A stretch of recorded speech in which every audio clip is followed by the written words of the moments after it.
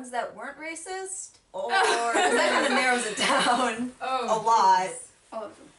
All of them? 19th and 20th, my bad. 3. These 3. Oh, well, there was what was her name again?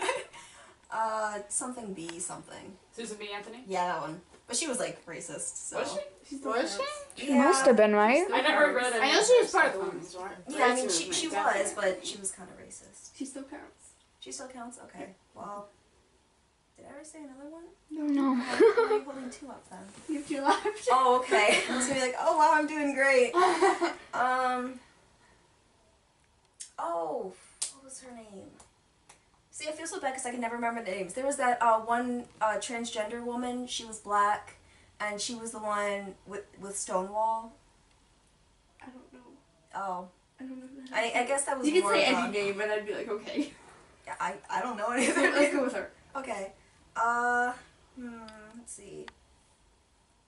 I really want to know who this person is now. So I'm really fascinated with Stonewall. Like, it makes me angry, but also very I think she was probably more with the LGBT group, but I mean, she technically counts as a feminist, I think. Yeah. Probably, sure. We'll put her in there. And then,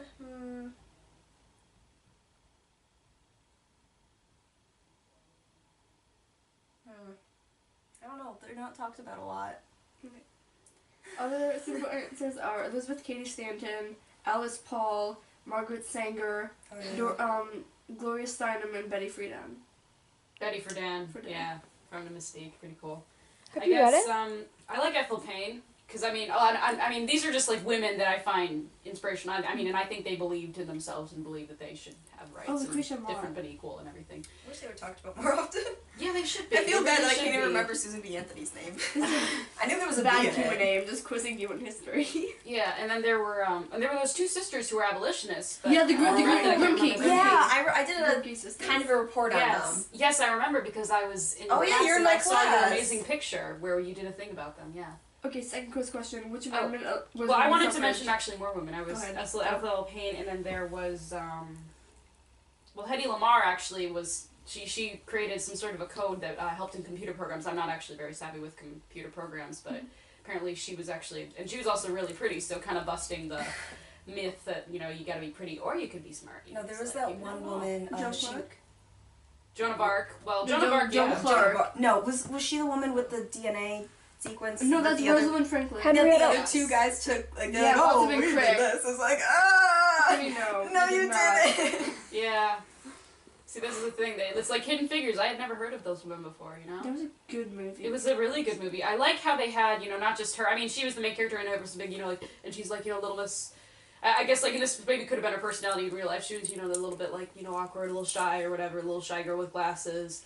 But obviously very intelligent, but, you know, it's like she needs they're sort of like the draw her out thing, and I think that's kind of a thing that's done in a lot of movies. But also we had the other 2 women who, one was this very strong maternal figure, and she was just, you know, and also, you know, very, you know, very, very calm yet very aggressive and very very authoritative, and, you know, she's just like, oh, well, that shouldn't be there, and she's fixing things that, you know, she shouldn't even necessarily, or she wouldn't even necessarily be expected to know how they work, just because this isn't even her department.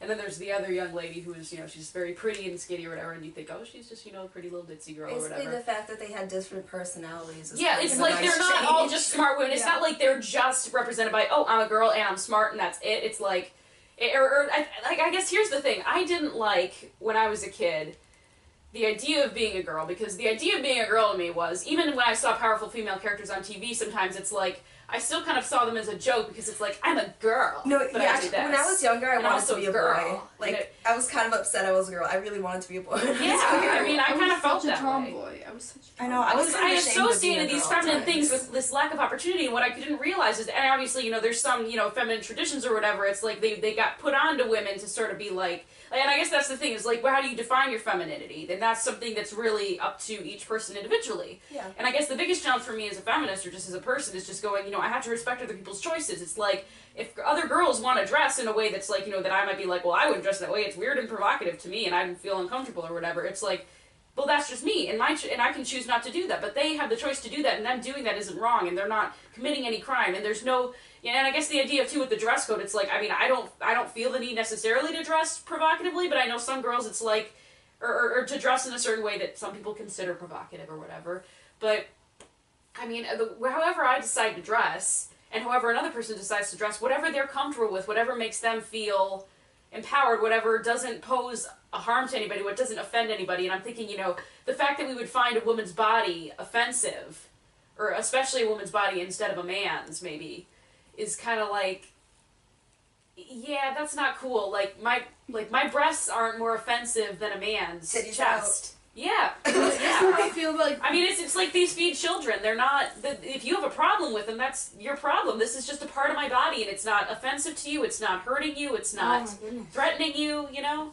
That's what I feel about, like, flappers and how they that was went pretty against cool. the, like, they went against the traditions where, like, dresses went down to your ankles, but they showed the knees, and it was like, oh my god, it's so revealing. It was like, get over it. It's like, this is a part of my body. Oh, there was this. It's not even my it's not even. It's like genitals are sexual, I suppose, to some extent. You know, it's like you can argue that because that's the purpose of genitals. But it's like if I'm not showing that, I mean, the rest of my body, it's just a part of my body. It's just a thing. It's there, and it's how it is. I mean, you know, it's really conditioned into us what is or isn't appropriate to show to others. Illegal nipple.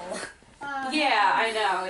It really is so silly and arbitrary, and I guess it's like also people giving like harassment to women who are breastfeeding, and I'm just like, she's feeding her child. That's what they're for. As soon as it becomes something that's not convenient for you, or something that's not like something for you to idealize or sexualize or whatever, as soon as it becomes something that's necessary and useful and maybe not as hot anymore, because once you have a lot of kids, your breasts kind of go down. Well, I mean, we've all seen the Venus figure, you know. I mean, then there was that idea of femininity. There's like femininity in itself is such a subjective thing. It's like there's commonalities between different cultures, but obviously, I mean, it changes over time. And what we might view as femininity here or in our time and place is like a long time ago, maybe they didn't see it that way, and there's obviously, you know, women's body types throughout history. Everybody's seen that BuzzFeed video, and people So, think, like, oh, liberal it is, but, you know. The Venus of Willendorf. Venus of Willendorf is, I mean, honestly, I've heard the argument that was the idea of, that this femininity and this fertility figure, and women themselves, because they had the power to give birth, and because obviously back then they didn't really know that it's, you know, half DNA makes a baby, so really, I mean, as far as biologically we're concerned, you know, we're both equal parents, you know, men and women. But, I mean, back then they were like seeing women as these givers of life, and they can bleed for a week and not die, and it's weird, and it's strange, and it's hard to explain, you know, there's a mystery to it. And I mean, the mystery, I think at first it was sort of, or at least I've heard it argued that, you know, to some degree it's like, hey, I'm sorry, I was just distracted by my phone there, I'm sorry about that. The idea would be that this mystery is something we can worship, or something that it gives life, it's powerful. We don't understand it, but it's powerful, it creates life, that's so cool. Babies are so cute also. Yeah, babies are so cute, that's really cool. This makes babies, you can push a baby out of your body, like how crazy is that? It's like, the male, like trying to find like a male. Thanks. I guess like opt out of this. Not about that much. Yeah, it's crazy and it's painful, but I mean, like, then there were the women that survived that. Obviously, their bodies were, you know, like they had, you know, and then they're feeding the babies and they're taking care of these babies. They got, you know, like probably large hips, and, you know, their breasts are sagging, and that's just what they look like. But the fact that they could do that and survive that is remarkable. Especially if you consider the fact that there was no health care back then. The women that survived that was probably what it was. The idea is They died a lot, though. representing Hold on. women that Sorry, I gotta survived interrupt. that kind of thing. Are we talking about feminism now, or are we just talking about how great women are? Because I feel like the conversation is kind of going. I'm just saying, like, that's how things started. Like, I'm talking about, like, ideas of femininity. Like, that was an idea of femininity back then. It's like this power to survive that kind of strange and obviously extremely physically taxing ordeal. And since then, it's evolved into all sorts of different things, and we still have, like, reminiscence of that. You know, the idea of, you know, women's strength is in having children and protecting those children and caring for those children. And that's something you're going to hear a lot, you know, when people talk about, you know, women's strength specifically, instead of just, like, strength in general, you know, whether a man or a woman, you know, what does strength really mean? And I guess that's, you know, and it's good to recognize these things. It's good to talk about these details of our lives. It's not wrong to have these things. It's not wrong to have these differences. What's wrong is to say that we only are the product of these differences, that we only are our femininity, that I'm not more than that. That's not just a part of who I am. It's like, or it's like, it'd be like telling a gay person that their sexual orientation, that their life and who they are is only represented by who they're attracted to. It doesn't work that way. Sorry. I know it doesn't work. What? What are you guys? All you are is a rainbow flag. Oh. Get out Oh of my here. god. No. I wish I had it with me. I took it out this morning. I know you guys all talked about how you were pretty tomboyish as kids. Oh, yeah.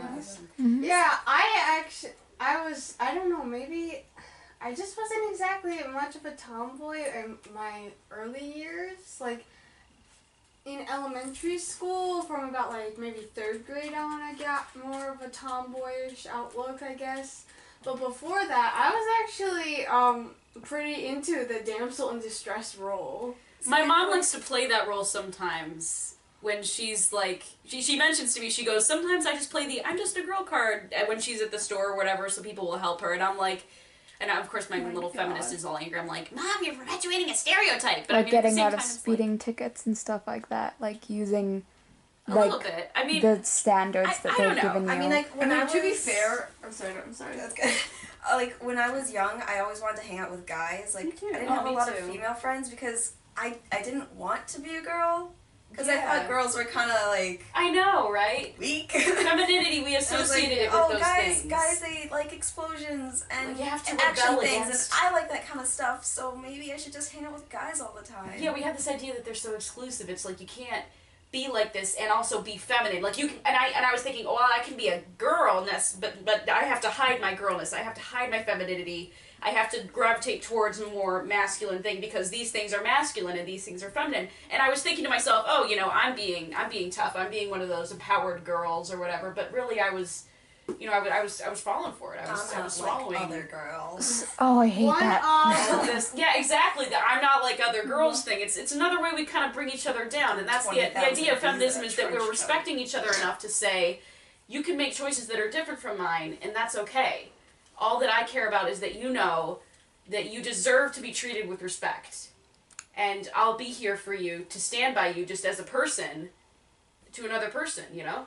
So when do you think exactly was the shift when you realized like females are pretty great? Like you don't like you started to like not reject your femininity, but take your like personality as just like part of being a woman. I feel like social media and news outlets have definitely impacted that because you see all these strong, authoritative women, and you realize, wow, there's so much more to this. Like, for me, the first time it was I think it was like 8, and I learned who Mia Hamm was, and I think she's Olympic soccer player. Yeah, she was like a female Olympic soccer player. It's like, wow, he's great. And like we did do the wax museum, and I did Sacagawea. Yeah, it's like seeing all these historical figures that were women, and then also now when if you see the Women's March and all that stuff on social media and the news, and you realize that wow, being a woman is actually great. I mean, look at all these people coming together, support equal rights, yeah. Yeah, like when I was in elementary school, that like I remember for the wax museum I was Elvis. Oh really? Yeah. Wow. It was kind of I sang my speech. It was kind of weird, but like pretty much for I think elementary school for me was like when I definitely really wanted to be a guy, or at least that's that's like when I tried to hang out with mostly guys, or when I wanted to be one of the guys. Same. That was me totally. And then in middle school, Oh, your hand's wet. oh no, I'm just a sweaty person. Oh. And Thank then, you. You're welcome. Mm. Like, you're the one who grabbed my hand in the first place. Oh, that's right. In middle school, I don't like middle school. Nobody liked middle school. I started hanging out with like more girls, but I don't know how much I embraced it as much. It was kind of I don't think there was a point for me. It just kind of a gradual thing that I just kind of got away from. I gotta act like a guy, or I want to pretend I'm a guy, or whatever. It was just like. Well, it's an ideological change. That doesn't just happen overnight, does it? No, yeah, no. It was kind of gradual, and then like now I'm in high school, I'm like female. Yeah. I mean, I never identified as like trans or anything, but I didn't. I was kind of disappointed with like the the idea of a girl when I was younger. I was like, this is kind of lame. I remember that. I don't want My to. That was gosh. that was sad for me too. I was- embraced it. Like, I I look would back play on it. house. I would do all that girly stuff. House was the Whenever place we to played be. house, I in was the kindergarten. dad, or I was the wise grandfather. Aw. The wise He's the grandfather. wise grandfather. I was always actually, like you know one of those the things on kids. Instagram where it's I like was a kid the as first that. person that comes up is who this is. Like, you know those things on Instagram? Sorry. Well, anyways, I don't it's know, like- I'm not on Instagram. Okay, there's Get on letters, Instagram. and then you tag someone, and the first person that comes up with that letter Oh, is like yeah. that person. And someone's like, tag these people, and that's your family. I ended up being the grandfather. And they commented saying, hey, I'm the gay grandfather. Okay. Yeah, but it came up as a grandfather thing, I'm sorry. Yeah. No, that's cool. I guess, I mean, I played house and stuff as a kid, and there were times, I guess, my childhood was pretty tumultuous for me because I was having a lot of, I guess I had a lot of issues just getting to know myself and liking myself and being okay with failure. I was a very, I mean, there's a lot, I mean, it's not like I can just say, oh, you know, this is my childhood and this is how feminism has impacted it and it's totally separate from how this is impacted and this is impacted. Like, they're all intertwined. So sometimes I look back and it's hard for me to know, you know, well, what part of this was me, you know, trying to identify who I was, you know, gender-wise or who I was just as a person in my family. And I don't know, you know, it's all really so intertwined, but I guess I would experience. I wasn't quite sure always because I felt weird too. I was almost like, I'm a girl, and I was thinking, do I really want to be a boy? And sometimes I would go yes, and other times I'd be like, well, no, I don't necessarily want to be a boy. I just want to be taken seriously. You just want to be treated like I a don't boy. want people to see me through the lens of she's a girl, but Yeah. she does this. Yeah. When I got into the tomboy stage, I started to like get a little more rough when I'm playing around and stuff. And Oh, I love the guys didn't like that. They did not Really? like that. Heck, what they like. Put And them in that they were tray. like, they expected down by a me woman. to not be as rough as I was. Really? And You're so gentle. I have a hard time imagining that. Yeah, honestly. Yeah, actually, you're- she's such a sweet girl. I mean, she's so tender-hearted. Yeah, You're a stick of butter. I usually just like get mad when people insult my friends. Like these two guys insult my friends, and so I chase them around and beat them up with a stick. That was cool. appropriate. Yeah. Of course, I got in trouble for that. Oh, But of course. You made your point. I was. and they were like, "You can't do that. You're a girl." Oh. And I'm like, Well, now I'm gonna beat you up with 2 sticks. to be like, well, actually, it turns out I can. See, One I for am each in fact a girl, chromosome. and I did in fact just do that. So, I mean, are you just living in an alternate reality where this didn't just happen? Because obviously, I can't in fact do that and still be a girl. 3 sticks. 3 sticks. How about just a sledgehammer? No, I'm just kidding. Oh my god. No. Violence isn't the answer. Eating. No. Until Eating it is the is. answer. yeah, but then there was the other problem. I was still really, really sensitive as a kid. I'm still sensitive. Like one time, it was my birthday, and I was talking to my friends, and you know how in elementary school, the bad words are really bad. Like, Yeah. oh my Oh. God, you said damn. Oh yeah. And so I course. said the word man, and they thought I said damn. And so Oh. I said, no, I didn't. Oh, I you told me didn't about say this. damn. And I you said man. And they're like, you just said it. And I freaked out. Oh, Kinsey. I started crying and all this stuff. I was a very spoiled little brat. See, no, that Same. was just you were sensitive to things like that. You didn't want to be I'm thought of still as a bad person. sensitive. And that's okay. That's just part of who you are, babe. There's As nothing a wrong kid, with that. I was like, you know how there's this thing in elementary school about like, oh, girls should like guys. Everyone should have at least one crush.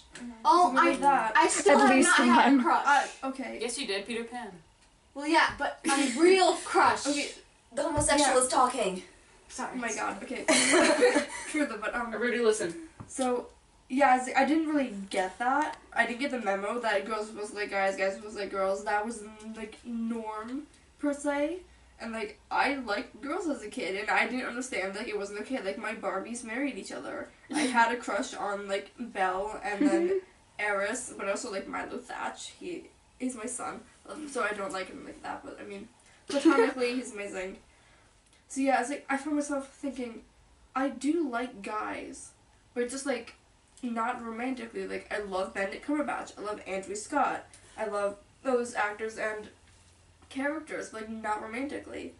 And I don't know, it's like women can like women, or they can like guys, and there's not exactly one thing that limits them to that. And I remember someone was like, "Oh my God, you're not a real girl." And like if I like girls, I was like, "Yeah, you can chill out." Kind of going off of that, like when I was young, one of my best friends was a guy, so I kind of thought that meant we were automatically dating, so we Oh God, yeah. dated in elementary school, but really we were just best friends. And it ended up really, it was like, things kind of went downhill because we were dating. And it kind of sucked because like he was like my best friend at the time. And then people would make fun of us, and it was like, I just want to be with my bro. It's like there's some like weird ideology that if a woman and a man are friends, then they automatically have to be a couple. Or I have But to I mean- like be romantically interested. Yeah, it's Yeah. like But it's not always that's like not a I thing. have a lot of guys that I consider people that I'm like just even Friends. just mentally and emotionally intimate with, but they're not somebody that I'm interested in. romantic. There's somebody, I mean, there's actually very few people. I'm a very selective person. In fact, I don't even know if I'm ever gonna get married Me too. for True. probably a lot of reasons. I don't know if I want to marry me, but I keep on waiting You know. for like that one moment when you realize like you're interested in someone. So it hasn't come yet. And see, that's the and for a while I was doing the same thing, and I was worried there was something right. And I was also thinking, does it mean that I'm like into girls, or does it mean that I was not even because I'm trying to discover who I am and everything. This is of course all in middle school and puberty and all this sort of all this is going on. My therapist told me something was wrong with me because I didn't like feel any romantic remember you attraction. You felt except two fictional characters. Yeah. Okay, like, though, you don't have to date someone to understand your sexuality. Like, I've never been in a relationship yet. I know I'm gay. Yeah. And, like, who you're with, it doesn't really define who you are, I'm just saying. Yeah. There you go. I like that. I think I've heard that phrase before, but I've forgotten it until now. Thank you for bringing that up I again. heard it somewhere. I was in Girl Scouts in elementary school, and so I was invited to lots of like sleepover parties from my fellow Girl Scouts, and often they talk about like who's your crush, and I would always be like, I don't have one, I'd always And lie so and say they the most think popular guy I that- could think of. and so then they're like, no, you're lying. Seriously, tell us. When I really didn't have one, so I ended up just like making someone up. Yes. Well, not making someone up, but That like pressure claiming someone. for women Yeah. to Who I have didn't to really have feel that someone way. significant in their lives so women can be independent and on their own. But I mean, oh, someone's phone is on. Excuse me. Hello. Oh, it's Dr. Disco. Yeah. Oh heck yeah, dude. Where you? I'm not at home right now, but where's the dog?